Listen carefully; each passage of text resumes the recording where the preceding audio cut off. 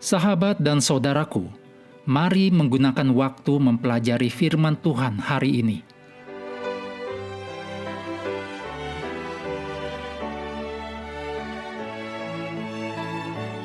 Senin 11 Agustus, judulnya Burung Puyuh dan Mana.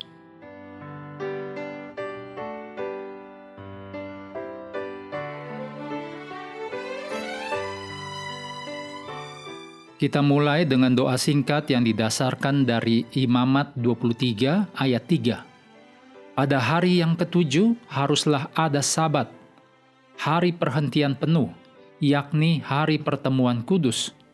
Janganlah kamu melakukan sesuatu pekerjaan. Itulah Sabat bagi Tuhan di segala tempat kediamanmu. Amin.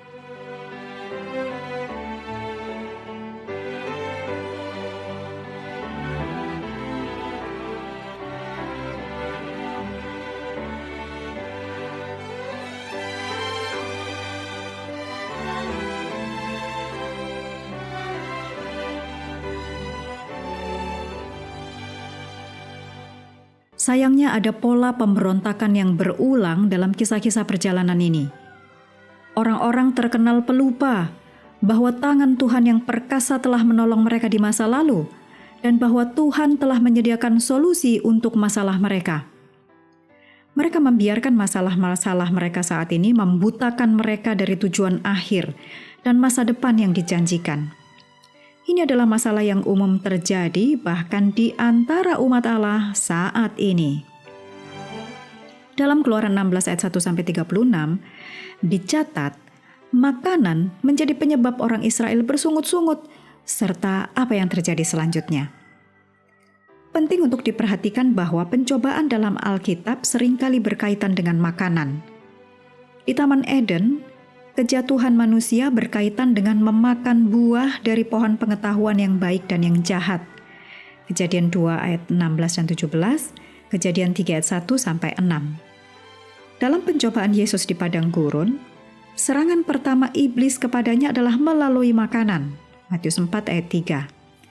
Esau kehilangan haknya sebagai anak sulung karena selera makannya yang tidak disiplin. Kejadian 25 ayat 29-34.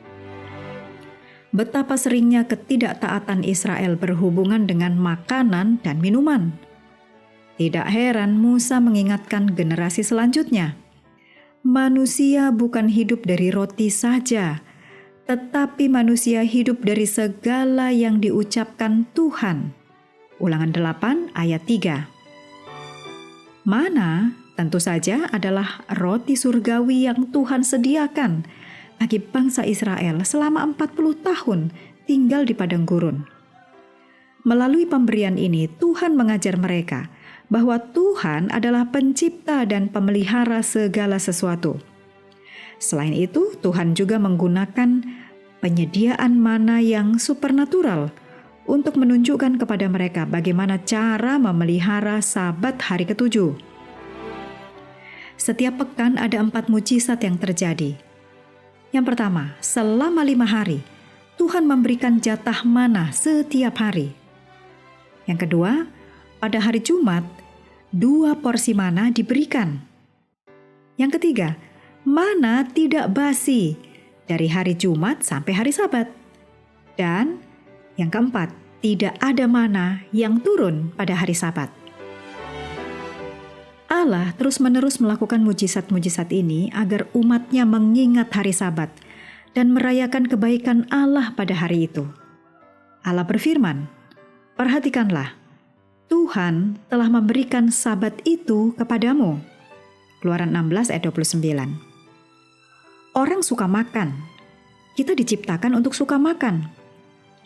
Makanan yang berlimpah, yang tumbuh dari tanah, yaitu makanan asli kita.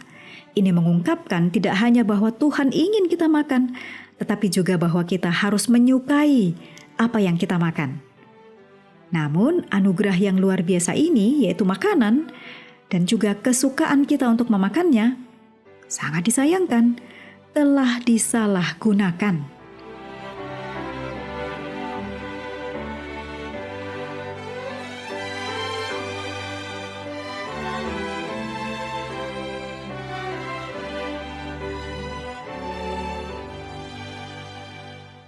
Mengakhiri pelajaran hari ini, mari kembali ke ayat inti, Keluaran 16 ayat 28-30. Sebab Tuhan berfirman kepada Musa, "Berapa lama lagi kamu menolak mengikuti segala perintahku dan hukumku? Perhatikanlah, Tuhan telah memberikan Sabat itu kepadamu. Itulah sebabnya pada hari ke-6, Ia memberikan kepadamu roti untuk 2 hari. Tinggallah kamu di tempatmu masing-masing, seorang pun tidak boleh keluar dari tempatnya pada hari ke-7 itu. Lalu beristirahatlah bangsa itu pada hari ke-7.